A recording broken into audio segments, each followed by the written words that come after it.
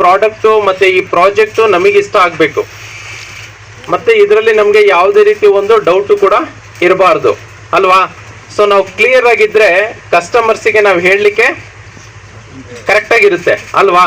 So ನಾವು ಈ ಒಂದು ಪ್ರಾಜೆಕ್ಟಿನ ಬಗ್ಗೆ ನಿಮಗೆ ಏನೇನು ಡೀಟೇಲ್ಸ್ ಬೇಕು, ಏನೇನು ಮಾಹಿತಿ ಬೇಕು, ಸ್ವಲ್ಪ ಆದ್ರೂ ನಿಮಗೆ ನಿಮ್ಮ ಬ್ರೋಚರಲ್ಲಿ ಎಲ್ಲ ನೀವು ನೋಡಿದ್ದೀರಾ ಅಲ್ವಾ. ಸೊ ಅದಕ್ಕೂ ಬಿಟ್ಟು ಬರ್ತಾ ದಾರಿಯಲ್ಲಿ ಈ ಒಂದು ಪ್ರಾಜೆಕ್ಟಿನ ಬರಲಿಕ್ಕೆ ಯಾವ ರೀತಿ ನೀವು ಬಂದಿದ್ದೀರಾ ಅನ್ನೋದು ಎಲ್ಲ ನಿಮಗೆ ಗೊತ್ತಿದೆ ಆಸ್ ಎ ರೂಟ್ ಮ್ಯಾಪ್ ಥರ, ಓಕೆನಾ.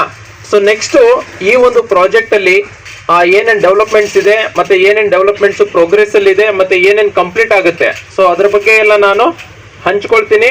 ಸೊ ಇದ್ರ ಬಗ್ಗೆ ಏನೇ ಡೌಟ್ ಇದ್ರೂ ನಮ್ಮ ಮಧ್ಯದಲ್ಲಿ JS Garden ಡೆವಲಪರ್ಸ್ ಕಂಪನಿಯ ಮಾಲೀಕರಿದ್ದಾರೆ. ಸೊ ಆ ಒಂದು ಡೌಟ್ಸನ್ನು ಕ್ಲಾರಿಫಿಕೇಶನ್ ಅವರು 100% ನಮಗೆ ಕ್ಲಿಯರ್ ಮಾಡ್ತಾರೆ.